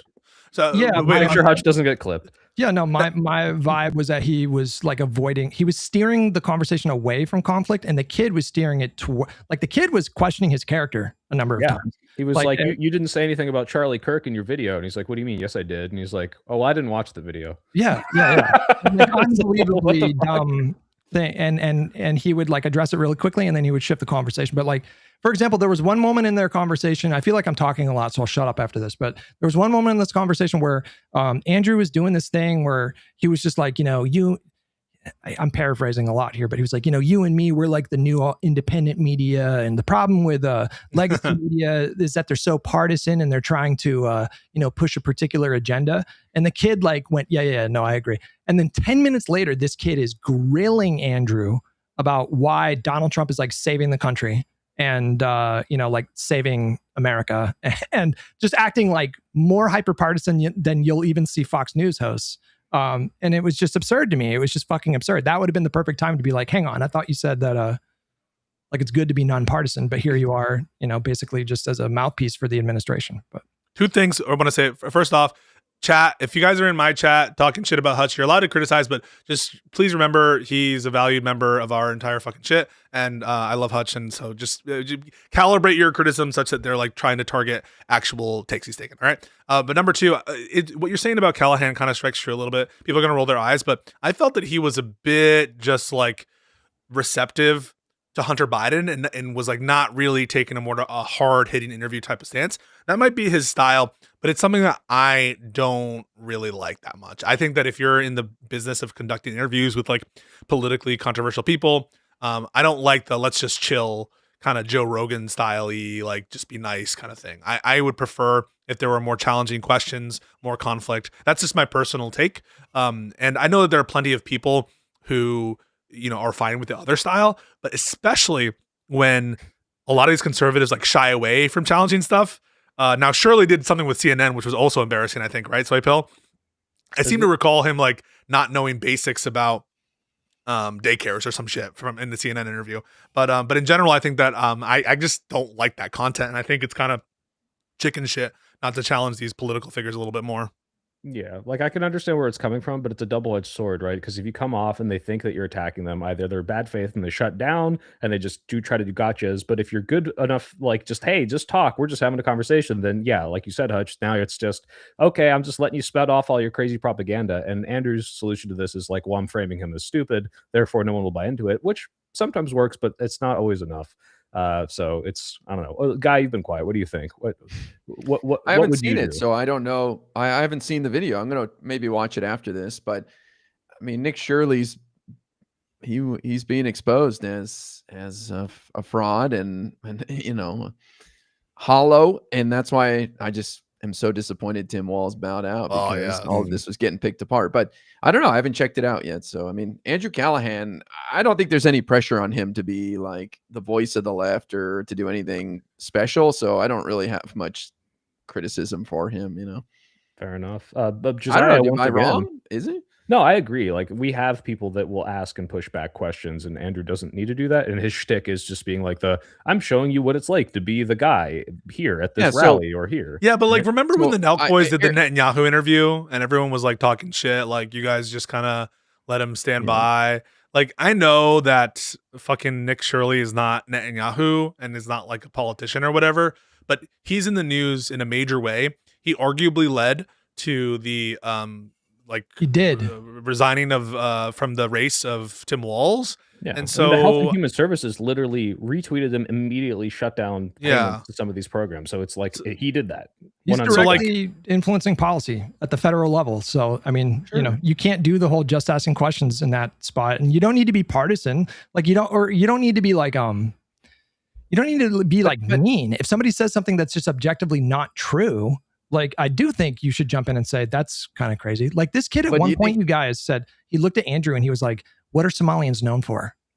Andrew was like, and he kind of tripped up a little bit, and then he said like the movie Captain Phillips or whatever. Yeah, he's like, yeah, piracy. And then Andrew was like, but that's not what's happening in Minnesota. He's like, well, fraud is a form of piracy. It was like, I'm saying the stupidity was really like remarkable, and Andrew would just kind of just like let that fly, and it just, I don't know. To me, it was pretty shameful. I don't think Andrew like knows politics or anything. I mean, I just don't think. I think he's just as dumb as Nick, right? I mean, he's a nice guy and he produces good content, but I don't think Andrew's like some sort of insane journalist or something. He's not super like clued in, but he knows, like, if you watch his Pete Buttigieg interview, like he knows enough to ask semi good questions. Like Nick is like here's the dichotomy. Well, I'm not comparing him to Nick, but I'm just saying I don't think Andrew knows anything either. Well, what I'm saying is he's Nick just is a like bro on doing where, documentaries, and he's there for the vibes and the ride-alongs. And yeah, but if crazy shit, if I Show Speed did like an interview with Trump, what would you say? Like, oh, well, I Show Speed doesn't really do politics; he's just kind of there for the vibes and chilling with Trump. Yeah. Would you have any criticism for I Show Speed, like doing a little collab with Trump and like doing the Ronaldo? I mean, Aiden Ross. Yeah, Aiden Ross. I'd say he's boosting him. Yeah.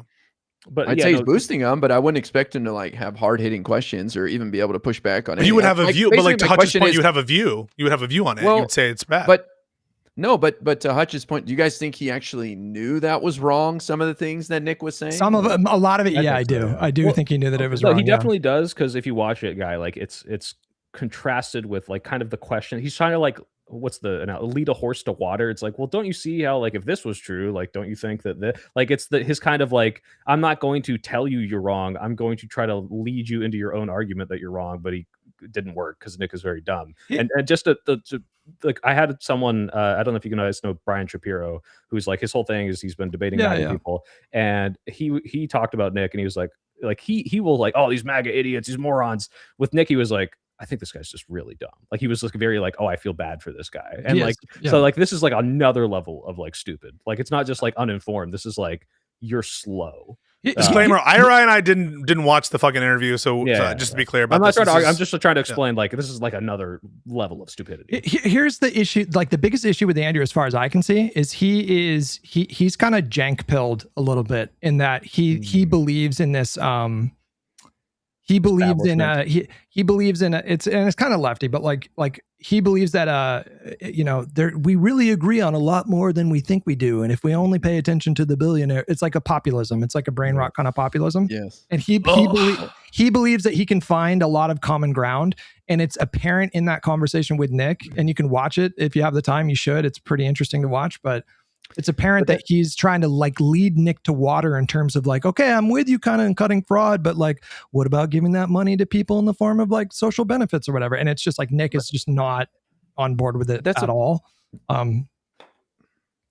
That's a very normie position. Like I'd say 70% of the population has that position of like, the establishment sucks and everybody's corrupt in government, and we need term limits. And like, I just feel like that's a very normie position. That's why when I say Andrew's dumb, I don't mean he's like an idiot. Obviously he's smart, but about politics, he's dumb. I want to say to IRI's point about it being a normie position, there were 3 different locations where this position was expressed. I went to a black barbershop to touch up my beard, and like they transitioned from one topic to another, and everyone was there like, they're all corrupt, they're all horrible. I went to hair and makeup. They had hair and makeup for word war debate, and the nice Asian lady who was doing hair and makeup, she also expressed this. And then countless people in the after party who I spoke to were like, everyone's corrupt, they're all fucking insanely in on the take and whatever. Some of it ventured into anti-Semitism, but just to say that everything's corrupt and everything is fucked up and all these people are evil. That is a very normie position. Yeah, that's why populism is so popular. Right? Josiah asked, did you guys watch the Hunter Sean Ryan interview from a few weeks ago? I didn't even. It's 6 hours, bro. It's like it's fucking the Two Towers I'm extended not following version. everything Hunter is doing. Like, what is he trying to do? What is he gonna gonna run? Hunter 2028. You guys wouldn't vote for the Hunter? Wouldn't be If my Hunter first Biden choice. becomes a fucking candidate in the presidential election, that might be the funniest thing of all time. I'm with Hutch. 6 hours. I'm not clicking on it. Fair enough. Can't be bothered. Yeah, we don't have the attention spans. We're too internet pilled. Last topic, guys, before we wrap up here. Jerome Powell. Did you see the statement he puts out on Sunday? This Wild. is like, I don't know if this is like, I'm getting desensitized, but this one felt more chilling than a lot of the crazy stuff happening in the country right now, because it's a head of an institution coming out and speaking directly against Trump, similar to like the Mark Kelly video where he's like, hey, just FYI, the president is using false pretenses to try to criminally indict me. Like, just straight up. I'm saying this to you, the camera. I'm still in charge, but just so you know, the president's coming after me. I'm supposed to be an independent like organization, and he's coming after me. Like, this is like, before they would play this kind of like coy game. They'd go to things together, and he might contradict him in front of him. But this is like wild. There are institution level fights happening, like, and it's not personal beef. This is the executive branch coming down on this guy, and he is calling them out for it, and it is scary. This is scary. This is what it's like, Soypel. It would be like Chief Justice John Roberts going into the camera and saying, they're investigating my statements that I made to an interviewer for some sort of fraud because Trump wants the tariff decision to come down his way. That's like what it would be like. The head of the monetary authority, the central bank of the United States, who has who the Supreme Court has indicated will get protection from removal by the president under their, it's going to be a bullshit rationale to distinguish Humphrey's executor, but they have signaled that the head of our central bank is saying that Trump is using a pretext on some bullshit to attack him for monetary policy. It's an insane story. They're gonna embarrass themselves again, though. Like, there was also reporting today, I don't know if you guys saw, but they fired the federal attorney who declined to press charges against Comey. And so they keep trying to do this thing. Like, it's obvious that Donald Trump feels like he should have the ability to point to someone and be like, that person should be in jail. Like, it's very obvious that he wants that power, but he is embarrassing the federal prosecutors who otherwise have like a sterling reputation. They get like 98% conviction rate, right, Pisco? It's like some insane. Yeah, a lot of it's plea outs, but it's yes, very high rates. And he's already failed a number of times, so like, he can try to drum up silly charges against Powell, but we'll see where that goes. I mean, I agree that it's chilling. The fact that it's a crisis. Crazy. We've been in a constitutional crisis since Trump took office, and this is just yet another layer of it. Well, I think Powell's just not going to step down from his governor position. Obviously, he can't stay on as the chair, but he can stay on as a governor through 2020 or to the beginning of 2028, which would screw Trump over. Why can't he stay on as chair? Well, his term as chair expires in May of this year, but his term as a governor is through the beginning of 2028. And there's 7 that makes sense. Yeah. That makes sense, but it doesn't relate to the indictment, right? You're not saying that he should step down from chair. He hasn't been indicted. There's just right. a jury, and the Fed has been subpoenaed some information. Sorry, the planned indictment or the threat of indictment. I should have said, my bad.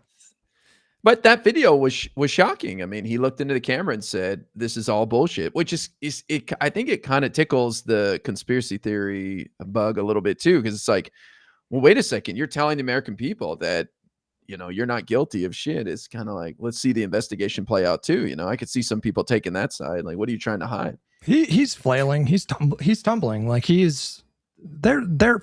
I tweeted it out this morning, but they are fucked. They all know they're fucked. Every single conservative in media, they can see what's happening. Anybody who denies that it's happening, they can all see that the ship is going down right now.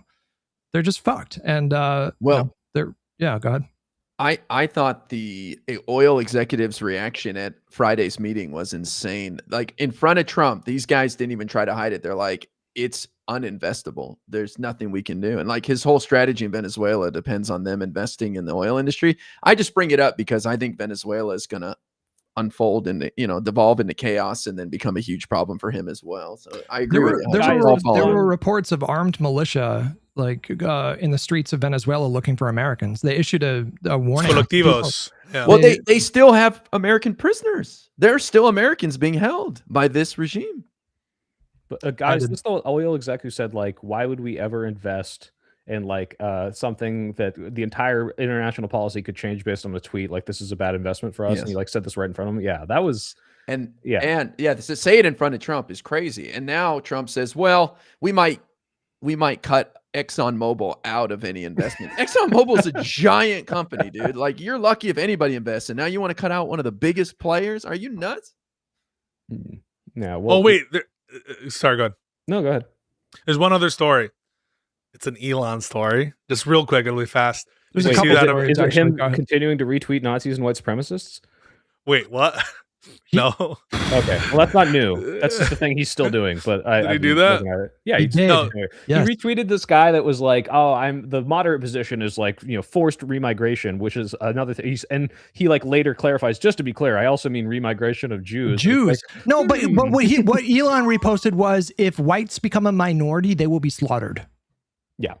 And the guy that he reposted that said that, and you go to his account and just search for the word Jews. Yeah, he's literal Nazi, which is like the white supremacist thing of like, hey, remember segregation and how cool it was? Like, yeah, he's just a Nazi. But anyway, no, this is something else. Yeah, so mine was like a little bit more light, I guess, which is he says he's gonna file for full custody of the child he had with Ashley St. Clair, because purportedly he understood Ashley St. Clair like apologizing for being transphobic. I'm going to transition. That she's going to trans their 1-year-old or something. So yeah, that was my little moment of zen. What does custody mean under Elon Musk? It's not like he's gonna like.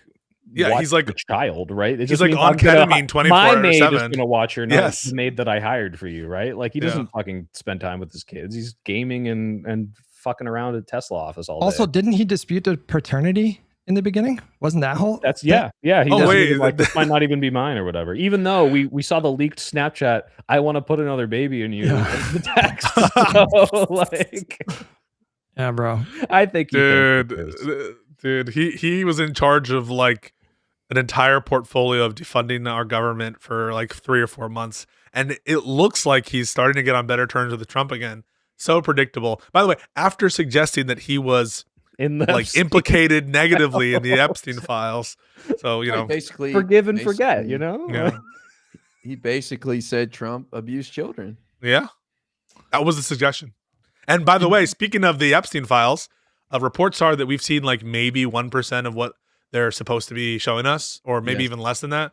That's all going on while the massive international crises are escalating. We might go to war with Greenland. NATO might be destroyed in the coming months. So, thank you to all the fucking Trump supporters and all of the lefties who didn't vote for Kamala. I'll throw a hutch a bone. Hell yeah. Wait, 1%, is that counting or not counting? I didn't say redacted pages. What's that? Is that counting or not counting the redacted pages? Is it like we've including probably counting? Yeah, probably counting them. Oh wow, Jesus. Yeah, they claim to found millions more. I want to be fair. Because maybe I just haven't seen them. But have there been a lot of leftist protests against the actions in Venezuela? Because I feel like if Biden would have done that. There was a wait, there are. It was the one at Times Square, but they were like, what? No, there are, Hutch. Do you remember that? Okay, that's what I'm saying. That's why the left. Wait, no. I just want to say on this issue, the libs are often worse than the lefties. The lefties are. I hear the lefties being better on the issue of intervention in Venezuela than a lot of libs who are kind of like. But I mean, like a massive protest movement. The libs are like, look, intervention's fine, but it has to be through Congress. Yeah. And they're like, this is horrible. It's illegal and not just procedurally wrong, but will probably lead to chaos. And Trump is only doing it because he wants to take ownership and control. And it's all corruption. It's just literal imperialism. Yeah. So I wish on this issue the lefties influence more of the lib rhetoric on it. To be honest with you, I'm just being honest. Well, speaking of the lefties, did you see there was a protest outside of a synagogue where I guess there were land sales going on for, is it West Bank properties? Is that what that was? What the fuck? That's fucked. Do you guys know what I'm talking about? I don't know what was going on. There was a sale for West Bank properties. The one that AOC and Mamdani. Yeah, that's what I was going to talk about. So there were so canceled. I think it was a synagogue, but there was a place where a bunch of Jewish people were gathered, and I think they were doing land sales of, I don't know what was happening in there. And some lefty protesters showed up and started chanting, "We support Hamas here." And Mamdani and AOC both came out with tweets condemning that kind of rhetoric. And Hassan subtweeted them like 3 hours later, basically questioning the legitimacy of criticizing Hamas as a resistance group. Which if there was like that's dumb. Yeah, I saw a lot of comments that were like, "Oh, they got the call." You know, "Oh, the Jewish people in charge called them. They're like, this is unacceptable," and they bent the knee. And it's like, what did you think? Did you think Mamdani was gonna endorse terrorism? Like, what? That's why I roll my eyes whenever people say like Hassan is equivalent to AOC is equivalent to Mamdani. Like, these are different characters. And so when I talk to Connor counterpoints, and he's like, I just don't want you like pussyfooting with these tankies who go to China. He's like not just construing Hassan as coextensive with AOC and Mamdani, who are much different than Hassan, but just like normie Democrats. So can we just stop with this whole like Hassan and the people in like the even further left spaces are the same thing as the Democrats, or even the most left-wing politicians we have? The most left politicians that we have are good, decent people. They're AOC, they're Mamdani, they're Bernie, and they're people I would proudly support. And so let's not pretend that like we're under threat of a communist takeover anytime soon. Also, Mamdani, holy fucking shit. Like, I feel like we were all having conversations about like, I don't know, the whole like government subsidized childcare thing. Like, that was by far the most ambitious proposal that he put forth during his campaign. And I think all of us were probably dubious that they were going to be able to pull it off. But that motherfucker does a press conference with Hochul, and she announces that she's on board, like using existing funds without raising taxes. So it looks like he's very likely to accomplish that policy, which is fucking huge. Like, this guy is coming across as a bit of a savant, like a political savant, to be honest. Hamas, so it's not what I wanted. I'm retracting. Which, by the way, he had already done. Like, yeah. I think that some lefties are just immune to good optics.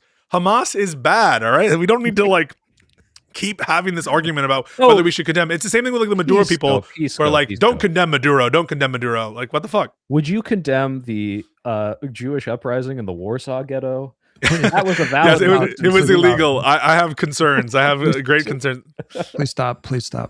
Wait, why? I'm just like, I'm straw manning like the left, and even that's too much for Hutch. Like, you can't. You're not straw manning. You're not straw manning. By the way, they literally say that. They literally say that. Sorry. Yeah. Wait. What's the Hassan tweet? What did he say? He was like, I don't know. He followed it up with saying like, obviously, I don't expect politicians to embrace Hamas, but he was basically saying like, you shouldn't. He was saying you shouldn't criticize the resistance movement, and that was kind of his position on October 7th. He said like, basically no resistance is perfect or whatever, no apartheid resistance is perfect, which is just kind of an insane thing I've heard it come out like from Mehdi Hassan that when Hassan will say things like, Mehdi Hassan, when asked, do you condemn Hamas, he's stopped doing it because he's already done it so many often, and it's like he thinks that it's like bad. Show of bad faith that they keep asking it and to try to reframe the conversation. I heard that. I don't even agree with that, but that's, I think, different than someone who supports Hamas and like refusing to comment on that. Those are like different things. One is like trying to have the best optical approach to someone asking you perhaps in bad faith to condemn. And the other is like giving a view or refusing to give a view on people who endorse. So this was in the context of, again, like this was like 3 hours after AOC and Mamdani posted their tweets. So I think he was obviously talking about them. Evil voter kind of hurts. I know this pissed you off, Hutch, because this motherfucker would not support Kamala for the life of him. Like, not publicly, he maybe voted for Kamala. Like, I don't know. Wait, is that him saying he voted for Kamala? Well, I don't know. Maybe Jill Stein's a lesser evil. We don't know what that means. Oh, true. I think he's being tongue-in-cheek a little bit here, but you don't think he voted for Kamala? I mean, no, I do. I do. I know. Did personally. Honestly. I mean, I do. I think he understands harm reduction. I think he's audience captured, and so he didn't want to tell his audience. So why would he even do it? Well, I mean, whatever. I mean, like, but I think he knew that if he would have told them, like, the correct thing to do, obviously, in 2024 was like, listen, I don't love Kamala. I have differences with her, but we saw how awful Donald Trump was during his first term, and he will very likely be more unhinged and more dangerous this second term. We just cannot afford to allow this man to take power, and the only way to stop him is by voting for Kamala. That is like the bare minimum rhetoric that I think was acceptable in 2024, and just so many people failed that, pass fail, and so, yeah. We should have Hassan on Lib and Learn in person. Oh yeah, he'd definitely. Wait, Hutch, you would love a conversation with Hassan. No, I'm down. But you We're laughing at the idea of him think that he would ever come on this podcast. Yeah, we're moots. We're moots. I'll DM him. Pisco, when's the last time Hassan has done anything adversarial? I don't know. I don't watch him. What does he do? Does he do anything adversarial? No, I don't think he does. Like I think he was like, oh, he wanted to debate Asmon Gold, which is like, all right, like I will come back out of my boxing. Did he debate Kirk like years ago? He did. Yes, that's when. And like, Jank stood up and was like, "I'm a fucking capitalist, Jank. I live my life. I live my values every day." Jank. That's exactly right. That's exactly right, dude. Oh shit. I was there. I was in the room. Oh, you were in the crowd? Yeah, that's Holy 2019 legendary. at Politicon in LA.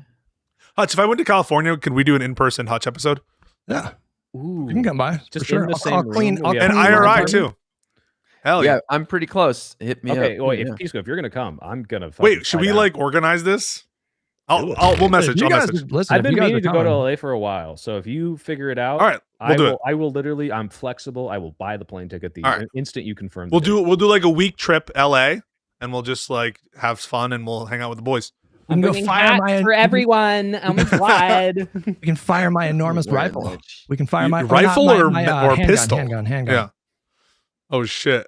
Hutch is gonna the one you were fingering. Yeah. Okay. That is normal. The normal way to hold a revolver, by the way. No one holds a revolver with their fingers like this. 100%. I watched many YouTube videos of people showing how to properly load a revolver, and they were gripping it like very sensually. No. Okay, maybe I'm wrong. You own the gun. You probably know better than I do. All right. Well, any last topics, guys? Otherwise, what is going on with you guys this week? Can I start? Pisco. All right, guys. I'm going to do a breakdown stream of Word War Debate. There's going to be a lot of great things. It's going to be Kick exclusive after this.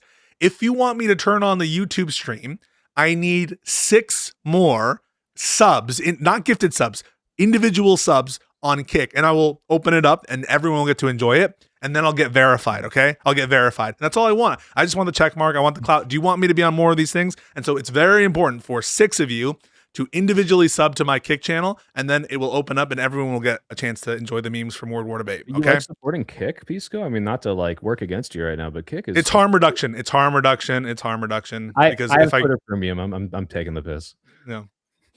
But you know, that's it. And also this week tomorrow, Wick TV Pisco versus the World. It's like something he does. That's tomorrow, unspecified, but in the PM. And then Wednesday morning, I'm on with Chud Logic TV at like 10 a.m. Chud Logic. Wait, what? About the ice shooting. Oh, what? He's like, mate, he's political, mate. He's fucking Pisco political. So we're gonna. Speaking of annoying accents, did you ever get Drew Pavlov to agree to talk to you? I'm trying to. I still am continuing to try to do that, and we might get Avi as a fucking moderator, and it might be in person. We'll see. But that's it. Yeah. Okay. All right. So if you want to watch Pisco lose in slow motion, go sub to him on. Oh my God. Hutch, what's going on with you this week? I'm gonna be on Sitch and Adam tomorrow talking about what? I thought you were banned. I don't think I was banned. No, yeah. When I went on, they said Hutch could come on. And wait, can I come back on? Yeah, I'm sure we're all open. I can hit him up and ask him for a 2v2. I don't know. If a 4v2. They hate me though. Adam blocked me and they despise me, but I'm willing to do it for you, Hutch. I would love to do that. I love that podcast.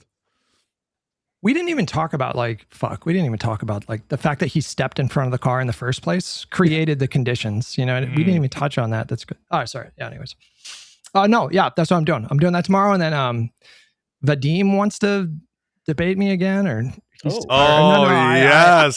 Oh yeah, he asked me. It's gonna be great. Essentially to mod that actually. So that'd be great. Did he really? You should mod. Well, yeah, I like Vadim.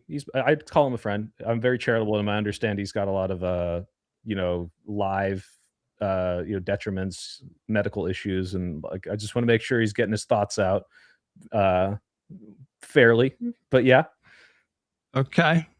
All right. He said he has to compile a lot of receipts on me though first. So we got to give him time. No. We got to give him time to get the receipts going. He's like Batman with prep time. Yeah.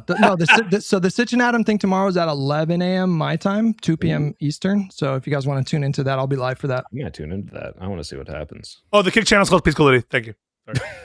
All right, Guy, what's going on with you?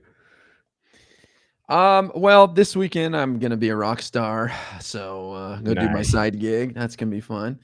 But you get paid well for that. The Offspring. I'm very happy with how they pay me. Yes. Dude, that's such a fucking cush situation you got. Well, tell people where are you doing it? Like, where can they buy tickets? Like, where can they see you live being a rock star? Well, I don't want to spoil it, so I can't say. But yeah, let's just say I get to be a rock star. And then I'm you guys have inspired me to try to set up more talks and stuff like that. So, but today I was talking to the campaign manager of a pretty big congressman. Hell yeah. I pitched the pod as well. Like fat? But what? Oh. But they should be coming on soon and even doing a regular monthly thing with me. So I got some ideas. I've got some ideas. So hopefully I'll be able to coming on the pod. Chris Christie. Guys, gifted subs don't count. Thank you. That would be dope. We get Chris Christie. But yeah, no, I'm trying to get more people. But basically, I may have a monthly thing with a congressman on my channel pretty soon. That'd be awesome. Pretty cool. That's sick. All right. You deserve it. You need to add even more signs into the back of every congressman possible. I don't think I have anything crazy. I've been streaming a game that, most people don't watch me for gaming, but I'm playing the obscure Expedition 33, which Hutch, you said it was really good. I like it. But man, is there tonal whiplash. Oh my God. I'm like worrying about my dead girlfriend. And meanwhile, there's all these dinky little Jar Jar Binks characters running around. Like, I don't know, man. Like, it's hard to take seriously. But more politic wise, I'm going on. I said I would do this before and I got canceled, but I'm going on Bar Fight with Michael Knowles on Wednesday in Nashville. Yo, what? So that's me. And I think you might know this guy, Oliver Niehaus. Do you know him, Guy? I think he's been on Jubilee a bunch, but he's like my partner in that. So we're probably going to try to convince Michael Knowles that he's gay and make him come out of the closet. Convince him he's gay. I've never seen any Republican get so offended by the idea that they might be gay. When I said I liked when he played that gay character in that college, he went on like a 3-minute rant defending it, and I'm like, dude, like, if you don't like, he played a gay character. Mm-hmm. Yeah, and I think he's closeted. I really do, but that's fine. Being gay is cool. He's the one who has a problem and wants to ban gay marriage. But why don't you try to hug him a little bit and see if he lingers into it, and you could seduce Michael Knowles, and it could be like a huge thing. I know Oliver. Put your body on the line. Great. Yeah, Oliver's great. So yeah, it's me and Oliver. I don't know if they have Republicans on or it's just Michael Knowles there, but should be fun. Apparently the audience it's literally a bar, so they're gonna get drunk. So that'll be. I'm imagining that'll go as well as World War debate, but maybe war debate. You say my wife's name right, Christina. Keep my wife's name out your fucking mouth. That's what they say. Wait, hold on, guys. Before we go, breaking news. We have the first big pollster came out with an opinion poll about how Americans feel about the ICE shooting. Oh, right. Don't cheat. Just guess. What? 50. I already read it because Josiah showed me. Okay, then everybody else guess if you have. I'm gonna guess 50. Well, no. I'm gonna say 47 against, 42 in favor. The rest not sure. Guy. I'd say it's probably split like 45-45. I feel like people are half and half on this. 28% of Americans think the ICE shooting was justified. 53%. Whoa! Think that the ICE agent should face criminal charges. Whoa! Wow. Normies win again. Yeah, obviously, because it's fucking illegal. Murder! I would have guessed the same as you guys, by the way. I was kind of shocked when I just saw this. I was surprised. I forgot to bring it up, but this is. I mean, it's not a good situation, but it is good that holy shit, we're not as crazy as I thought we were. They do not have control as YouGov, so I mean, it's not just like some pollster. YouGov's not that great, really. But okay, yeah. YouGov's I think it's entirely done online, right? It's internet based, yeah. Huh. It's like a C. It's like a C tier, C+ tier. YouGov. Really? Yeah, I wouldn't put them up there in the big boys. I don't think I've ever heard someone say that YouGov nailed it on something. Huh. But it's something. It's data. Don't get me wrong. It's data. Well, here's the anecdote that backs up the data is that I've talked to MAGA people, a couple MAGA people, and they see this video and they're like, "You shouldn't have done that. That wasn't right." So you know what?